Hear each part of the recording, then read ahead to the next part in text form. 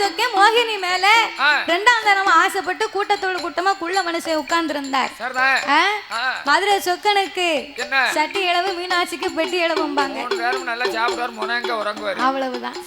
அப்ப எங்க அப்பா கையில மாலையை கொடுத்து கூட்டத்திலே சுழட்டி எறிய சொன்னார்.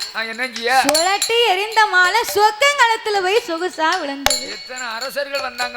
நான் கோட்டையில பிறந்தால் எனக்கு போட்ட விதி தப்பாது. அன்று எழுதினதை யாராலும் அழித்தெழுதலாகாது. அண்ணா என் கிரகம் அவருக்கே வாக்கப்பட்டு ரெண்டாம் தரமா போனேன். கருவேப்பிலை விற்க போனாலும் கிரகப்பலன் வேணும், இல்லைன்னா ஒண்ணுமே செய்ய முடியாது. அதனால என் கிரகத்துக்கு தகுந்தபடி அவருக்கு ரெண்டாம் தரமா வாக்கப்பட்டு போனேன். சீதனத்தை அனுப்பி வைத்தார். 7 வண்டி சீதனமும் வருகுதையா, ஆனையில 1 கோடி